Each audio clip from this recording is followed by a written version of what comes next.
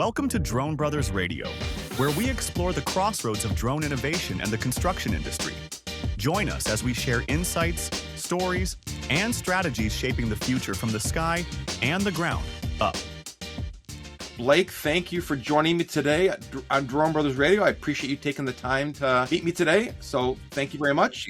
If you want to give me kind of a quick opening background of kind of who you are and what you do and where you work, that would be a great start. Yeah, absolutely. I'm Blake Gruenewald. I'm Director of Virtual Design Construction at Pogue Construction. We are a general contractor up in McKinney, Texas, so the Dallas-Fort Worth area. We mostly focus on K through 12 schools. We do some municipal stuff as well and commercial. Been within the organization about over 4 years now. Started here to come in and start the VDC department, and I also started our drone program as well. Overall, I've been in the industry almost 10 years now. I've started all the way from being a VDC modeler and worked my all the way up to the position I'm in now. And I've had great opportunities to work on all sorts of different projects, ranging from high rises to MLB stadiums to airports, all sorts of different things. So I had a real blessed opportunity to be a part of a lot of those projects. Perfect. Well, thank you for the background. So you, as you mentioned, you started as a VDC modeler, kind of essentially someone building 3D models kind of in the background and worked your way up to running the entire virtual design and construction program at a major contractor. What did the ground level experience teach you that you couldn't have learned from the director's chair, as far as what did you learn in the modeling world? Yeah, what it taught me was really just the overall process of how everything comes together in a building, especially when it comes from a BIM VDC perspective. Being able to get on that ground floor and see the actual work that needs to happen to get the buildings drawn up and get going really kind of shaped how I think today when it comes to how I run the department, because that firsthand experience, if you don't go in earlier on, you get in those positions, it's hard to understand the whole process of, okay, here's what it takes to actually draw up this building, whatever it become, mechanical, electrical, plumbing, whatever it may be, all the effort that goes into, essentially figuring out routing, all the constructability. That's what a lot of those guys do on a daily basis, is go through there and figure out all those items within these structures. So if you really don't have a strong foundation of understanding what all that takes, it's kind of hard to lead a whole effort, whether it be, your own modelers or your coordinators who you're managing those modelers. You have to have that foundation and understanding there. So just for those that don't know what a VDC department does, well, first of all, does every GC in America have a VDC department? Is that something you have to be a certain size of a company to have a true VDC department? I would say not every GC has a VDC department. It just kind of depends on what they value. There is even some larger GCs to this day that do sub out some of that work to be third party. It just kind of depends. They might have like a director or someone overseeing that, and they kind of send that out as needed. I think the more we go forward with how things are getting intertwined with models and all these digital workflows, I think the VDC space is going to continue to grow, especially with project complexity, things that are needed to get the projects on time and under budget, these faster schedules. Really, there's a great benefit to having all these tools there, because it's going to help you deliver these projects quicker and on budget. So I think we'll continue to see VDC departments rise, but there is a good portion, I would say, that are still or actually do sub out some of the work currently. Got it. Okay. So you hold an MBA, I believe, and a CM BIM certification, kind of. So you got business strategy on one side and deep construction technology on the other. How does that combination shape how you make decisions about adapting new tools like drones and reality capture? Yeah, so the CM BIM certification, that just kind of outlined and kind of gave me the foundation of understanding how everything kind of works together when it comes to BIM for, a whole project life cycle, where it becomes design to turnover of a building or even facility management. The MBA, the reason I went to go do that is to, obviously get a business perspective of how potentially how to tie all this all together.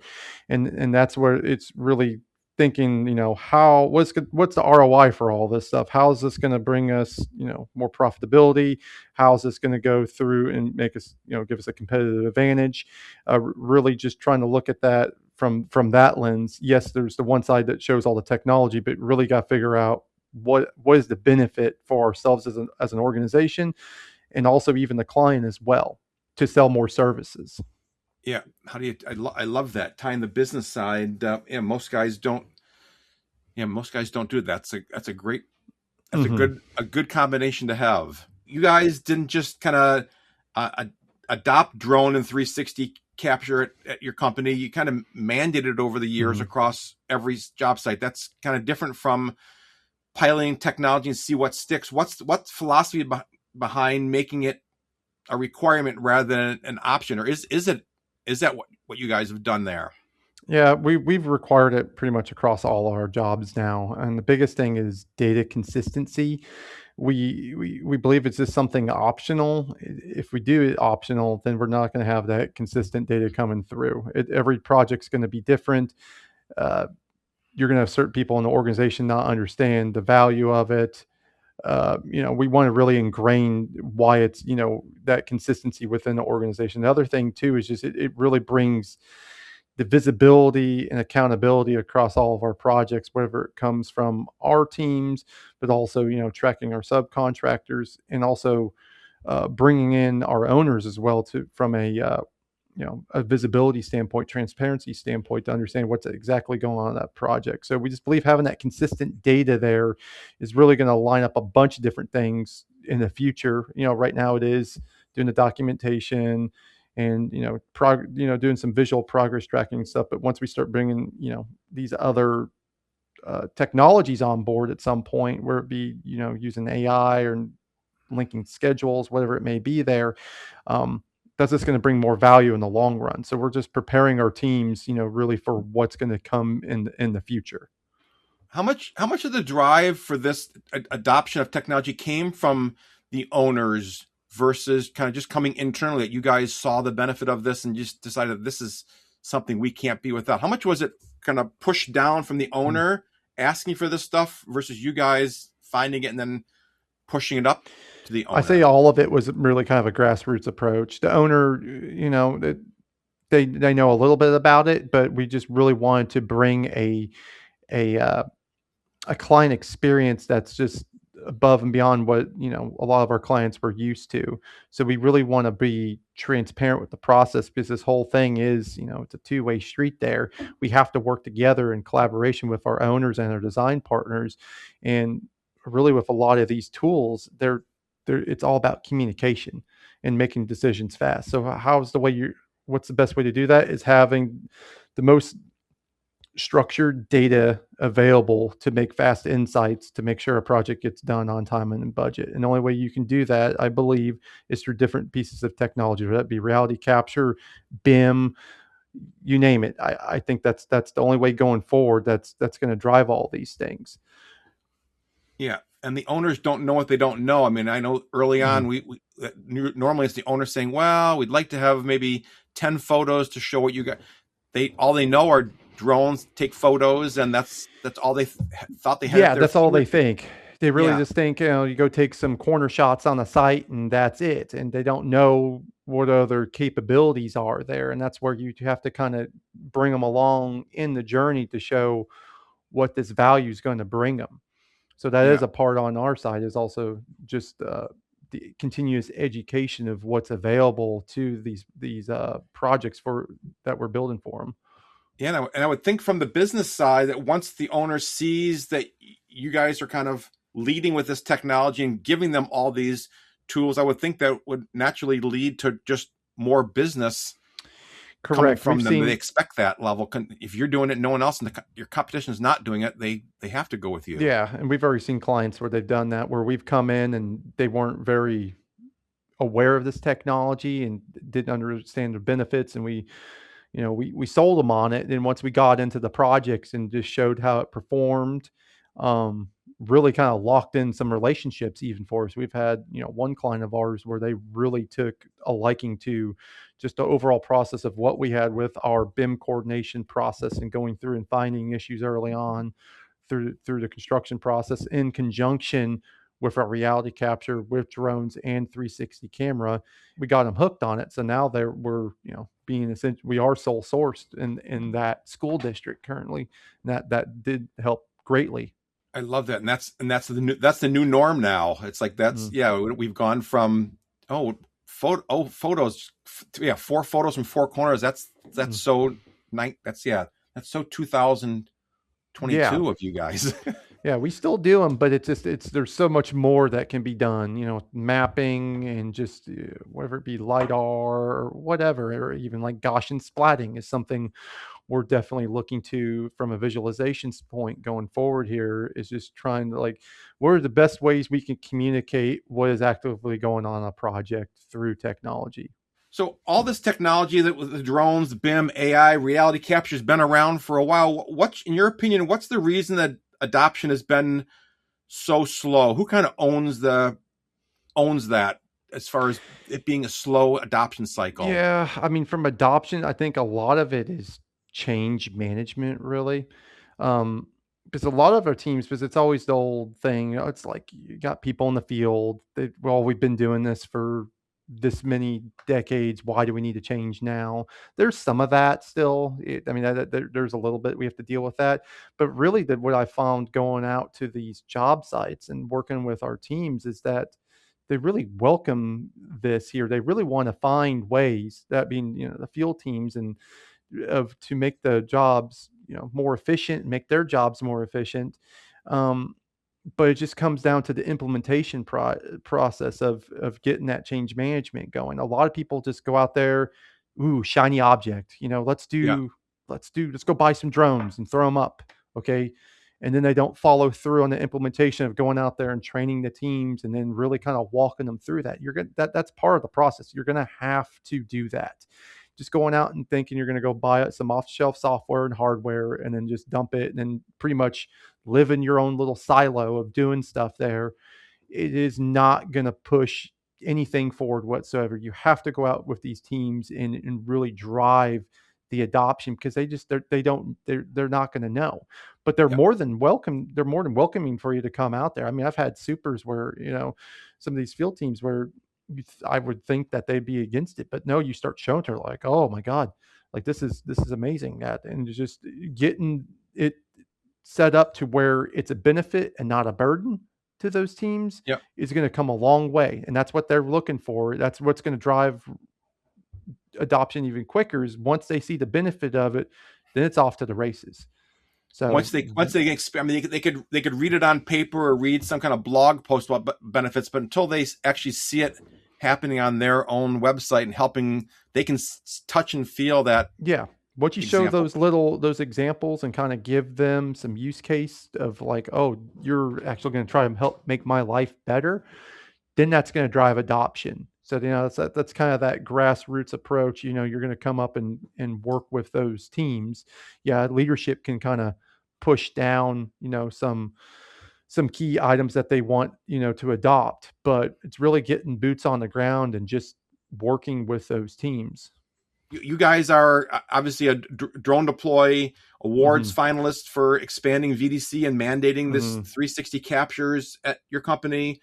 And that award must mean you guys are doing something right, which means other GCs are kind of still behind. And what are these other GCs waiting for? What's it costing these other GCs by not adapting the stuff as quickly as you guys are?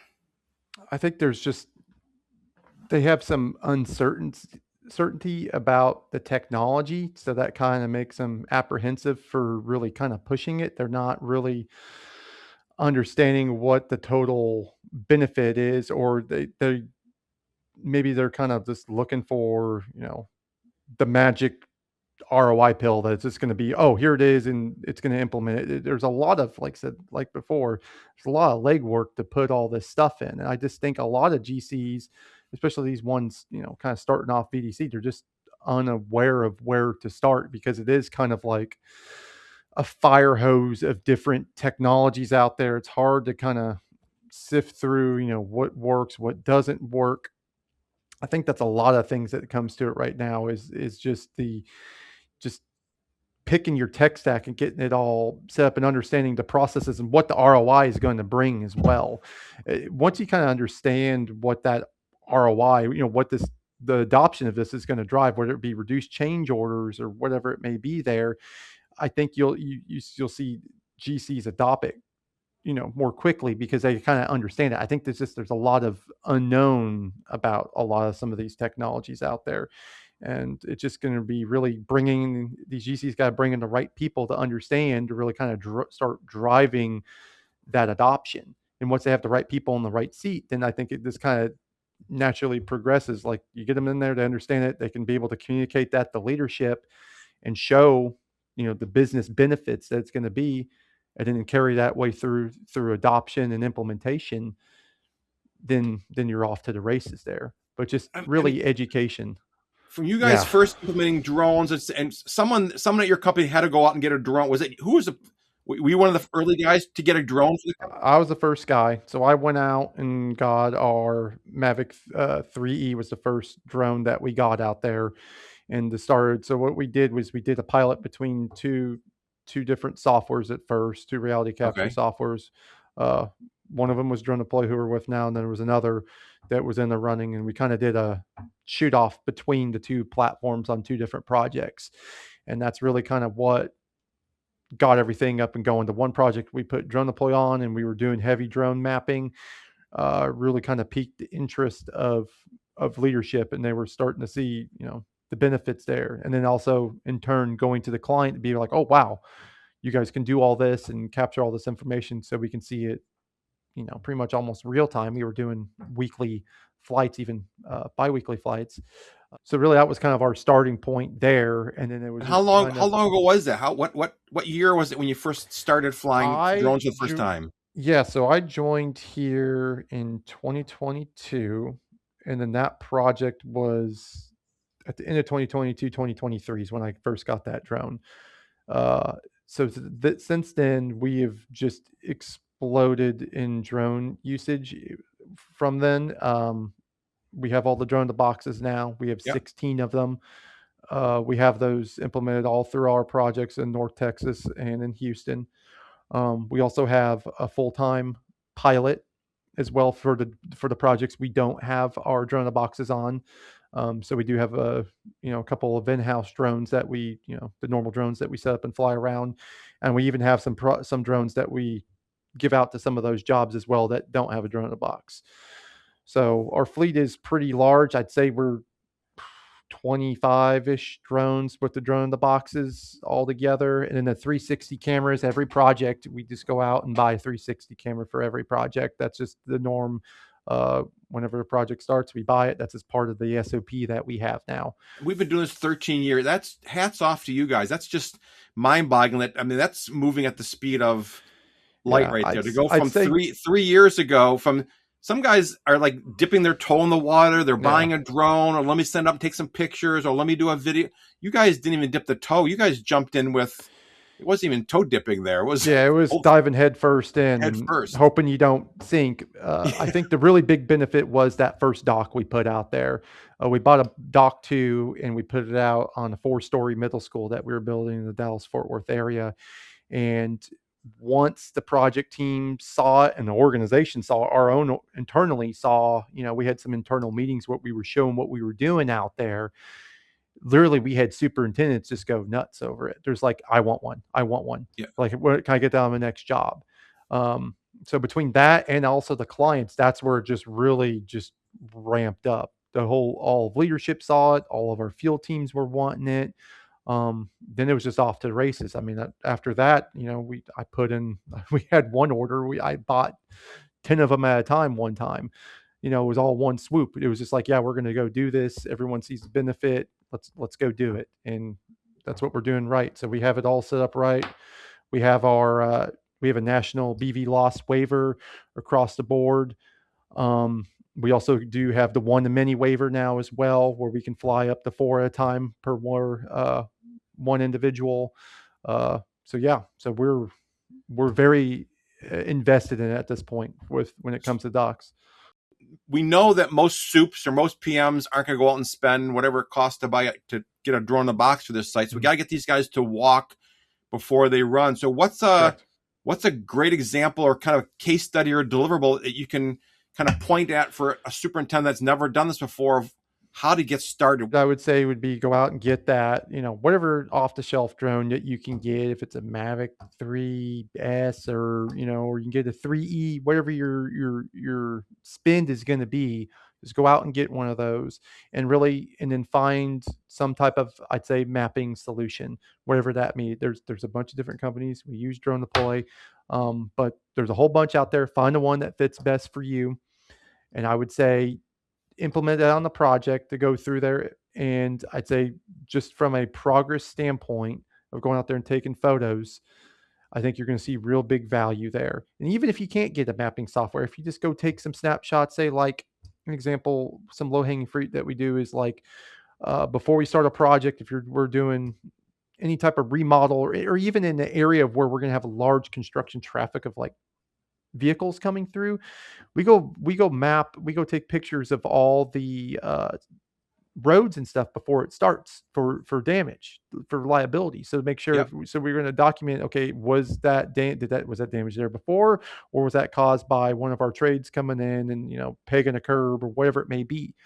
So I think that's a one we do a lot of, even on some of the smaller projects. We go out there and just document all the roadways and everything. So we have all that. So the municipalities have it, the school districts have it, all that. So I think that's one. I think another one is like I said, just going through and taking, pictures, like if you're doing trenching even, I think that's one too, just to understand where you're going through and putting your underground utilities at, and they'd be able to kind of track that through some visualization on there. Like I said, if you don't have a mapping software, you can just take photos and just kind of watch it through there. At least you know what's actually buried there. So it just gives you some kind of give you some insight there. Once you go forward, if someone has to come back through and do something, what's buried underground there. The basics are hand fly the drone and take some pictures. That's the starting point. Yeah. And then if you use drone deployment, they've got the panorama tool, their photo tour tool, and the mapping tool. Do you find the panos and the photo tour helpful as well for a beginner, for someone that's new to this? Do you even have to map stuff? You can do the panos. Those are nice to have. I think that's a good visualization thing. And then just doing the visual shots as well. I really think the mapping is probably the biggest benefit. If you can find some type of mapping software, that's where you're going to get people on board quickly. Because once they see an orthomosaic with all those pictures stitched together and have be able to like mark up their site on the platform, whatever it may be, I think that's really where you're going to get big buy-in, is through that. Yes, you're still going to get some good use cases through some simple photos and stuff, but it's not going to be as great as if you go through like an orthomosaic, because that starts unlocking the door to other things like cut fill analysis for dirt work and things like that. Yes, that's more advanced, but at least that starts opening that door up where you will even see even greater ROI there. Anything you want to add about kind of how this, from the money saving side or time saving side on the business thing, versus how this can help you guys win more business and wow the customers to keep coming back? Yeah. So like I was going before is, going through, a more advanced process going through, that's where you're going to start seeing a lot of the bigger ROIs. So that's what I would say is like earthwork analysis, coming in and start using RTK GNSS receivers and start like tying that to actual coordinates. That was the next step that we did after, just the normal progress tracking orthomosaics, is that we wanted to actually start tying that actual to coordinates, real world coordinates out on site. So once we started doing that, so we started the whole, our whole program development of how we were going to go about that. So we went out and got our GNS receivers, got that all set up, and then we got our workflows going. We saw some real big ROIs there on the dirt work stuff once we started tracking that stuff, because we can get down to inch or so on our accuracy is what we were seeing when tying that back to ortho and mosaic. So once we had that and we were starting to compare to like design surfaces of how much dirt actually need to be on site, we're able to kind of compare that to our earthwork contractors. So we did see one time where we had a big discrepancy between the earthwork contractor saying how much dirt they moved versus what we thought it was. So we were able to go back through and backtrack and validate that through drone deploy of, okay, is what you're saying true? And once we went back and saw that, we were able to reduce, like, that change order we had. It was like $500 something thousand dollars down to $40,000.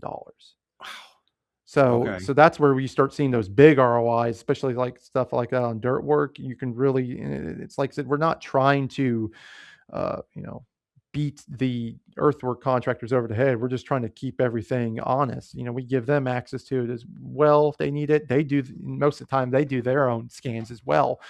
So it's just kind of really a back check there for us, just to make sure, keeping all of ourselves honest and obviously just trying to bring the best value you can to our clients. But really, like I said, once you get into these more advanced workflows, that's where you start seeing these big ROIs there. But I think dirt work, after you do that, I think if you can go out and get, if you have large greenfield sites where you're moving a lot of dirt around, I highly recommend going out and getting RTK for your drone. Yep. And also getting GNSS receiver and working through and figuring out those workflows to go out there to get GCPs out on site so you can get control out there. Because like I said, I think we know for a fact, I mean, that right there paid for pretty much all the drones and everything that we purchased that year. So, and the software. Can a site be too small that you don't need drones? If you were building a McDonald's or building a little retail center, a small site, we hear a lot from our clients. In fact, I just heard yesterday someone said, well, we would normally do it, but our client didn't budget any money. Usually the GC usually is waiting for the client to say, well, I want drone. I'm expecting drone pictures from you. They're not doing it on their own. Is there in your opinion, is there a site that's too small to not do drones, or should there be some kind of drone aspect on everything you're building in the future? Yeah, I don't think it hurts to have a drone. I don't think there's, for some sites, I don't know if you need to go through and have GNSS on everything, and go out there and do cut fill analysis on like a strip mall or something like that. But I don't think it's a disadvantage to have just one in your arsenal, even though if the owner didn't pay for it. It's one of those things. Yeah, maybe the owner didn't ask for it, and maybe you didn't necessarily include it within your total cost. But I think just having one out there, whether it be within a department or maybe someone like a PE or a super has one, I think it's still going to bring benefit where there's some things. Going back to that grassroots approach, you're able to build something potentially there with a client to see some benefits of that. So yeah, it didn't get paid for, but I think going forward, if you do some stuff out there kind of on your own and show the client that there's a benefit where you could maybe capture that from a client, pique their interest, be like, oh, wait a minute, I didn't know you could do all this with this. And then they come back and want some more. So then right there, you just built business by doing that. So, everything doesn't absolutely have to be, paid for by a project. I do believe that there needs to be some grassroots there to get that. And then in turn, that will lead to even more business. So it's just something you got to feel out per client. But I do think it's something that I definitely think everyone should look at, that not just coming to drones, but any type of technology. Think there's something that could bring a benefit to a client, and then it's not going to break your bank or your project budget or whatever, but you think you could go out there and be like, hey, I think this might drive some more business or drive some more efficiency. Go out and look at it, see, discover that, be curious about that. And I think in the long run, you're going to see some great benefits from going down that path. Let's go a year out from today. What are you most excited about, or what are you seeing things going in the reality capture world? So I'd say it's the interconnection of all different data sets, wherever it comes from schedule, BIM, and reality capture, and then carrying that all the way through project completion, or like even tying it into building management systems, things like that. So your whole project life cycle, interconnecting all this data, all these different systems. I think that's where things are going, and that's something that we're working on currently, is to start getting insights, especially in the construction process. Say we got the docs, we're doing 360 capture, but we want to start tying these to schedule and the model. So we go through and put all this effort in the model. We coordinate buildings. We make sure all the MEPF systems fit within the structure. Everything's constructible. We do that effort, but we really want to start back tying that to a schedule to understand, to get a pulse of how a project's performing. And the only way we can do that is it also in conjunction with reality capture, whether that be drones, 360 cameras, LiDAR. We want to be able to have a fluid understanding of project progress. So what we're doing is, like I said, we invested in the docks, we got the 360 cameras we mandated, but also we're looking to that consistency in capture. And that's what the next thing we're going to is robotics. So we're just trying to find the right projects to implement this on. But robotics on our project sites, the next big step, because we have the docks, we can fly them whenever. We have that, we can fly them on a daily basis, whatever. So we have consistent data there. The one thing that we're kind of struggling with now is on the 360 capture, is the consistency of capture. We still have to give that to an individual on site to go through and walk that project. And a lot of that sometimes falls upon project engineers, or, if it's intern season, we do put the interns out there to do that. But sometimes their job is not solely reality capture. So they have other things they're worried about when it comes to the construction process. So we really want to try to take that away from them and just, bring in robotics and make it autonomous if we can, to start running through the projects and doing these consistent captures, back checking it with a model, back checking with the schedule. So then that gives our teams, that insight of like, okay, are we falling behind in a certain area? Do I need more manpower out here to make sure I meet schedule? I really think that's going to be, I know that for a fact that is our next step of where we're looking to go through on projects, because we see a gap of information there where we need to integrate all this stuff we've done and carry it actually through the whole construction process. And then in turn, once we're done, then we could turn that over to an owner. They have an as-built of actually what has been performed, which actually been built on site, what's behind walls. Then we can start tying that back into facility management, whenever it comes to asset tagging within the actual BIM. So there's a lot of different things we can do there, but it's really the interconnected data with reality capture that I believe is going to drive the future of construction. We talk to soups and PMs and PEs and CEOs of GCs all the time, and they're, again, with this technology, they would look at you and say, well, we've been doing it this way since 1894. We've been around. We've survived without this stuff. What do you say to somebody that if we took away all your tools today, if we took away these drones and your drone in the box and all these tools, and again, maybe people think they're just fun tools you have, but how much, I know this is a hard answer to come up with, but how much time and how much money is this? That's what it all comes down to: money saving, time saving. How much time and money is this saving you and your teams by having this technology? It's got to be monstrous numbers. It is. It's hard to quantify, and that's always the hard time with some of this technology. Is what's the overall ROI on it? Because it's really, unless it's like a change order, if something gets messed up out in the field, say like if you do BIM coordination and you miss something, or you didn't perform BIM coordination and you got like 2 pipes hitting, and then that's a change order. That's $3,000 or whatever to pull that down. That's quantifiable. Yeah. It's hard to quantify fluid communication and collaboration on there. Because yes, you can go build a building still the old school way of having plans, and not have anything interconnected with digital data and things like that. That's still, you can do that. Absolutely.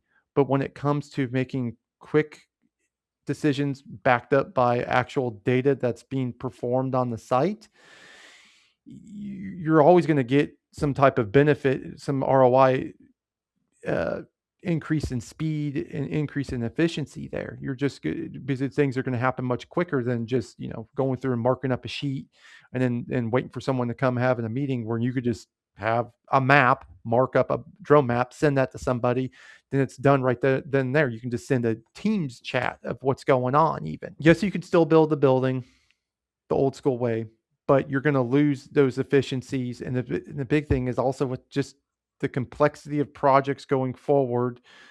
There's also a knowledge gap loss now because the workforce is, a lot of people are retiring. So there's a lot of knowledge loss there when it comes to construction. So the only ways that you can really kind of try to make up for this and tight schedules and make things under budget is that you're going to have these quick insights to know if something happens right away, you can jump on it. And that's really what you're going to see, that ROI. You're going to see it you're going to see it in the back end when things speed up and, project comes under budget because not all the issues you found beforehand didn't actually happen because, that change order never happened because you went through and figured it all out beforehand. So you're going to see all that in the back end. But like I said, you can still do it. You can still build buildings that way, like they've always built them, but it's just, are you going to be as successful? You could be, you could not be. It just kind of depends. Anything else you want to add before we kind of wrap up of things you've learned in the space or advice you'd want to give to other VDC directors or PMs out there? Closing, I just think other people out there, they're just, either on the fence about this different technology. Don't be afraid to go out there and try some of that. You might not have a total budget on there, but to see, go to these, whoever your boss is or whatever, and see if you can go out and get a drone or something, and then try to do some grassroots approach, because that in the long run, it is going to drive some curiosity once you start doing some of that, especially if you have a plan in place of like, hey, don't shoot for, these grandiose things. Start smaller. Obviously, try to pick those low hanging fruit and then scale up on that. And once you do that, you're going to get more buy-in. If you can do the small things right first and see that, then they're probably going to want more. So just be open to trying to, push that grassroots approach, try new things out, be curious. That's a big thing I always say, is just be curious of what's out there, because there's so many different things happening right now in a world of construction technology, different things. Just go out there and just see if there's a use case for it, figure out how you can get it on a project, talk to your PMs, talk to your owners, educate them. Don't be scared to go out there and not doing it. That's the only way that's really going to drive this stuff, is to be able to have, forward discussions about these different technologies and what benefits they bring. Well, Blake, thank you for the time today. So I appreciate it.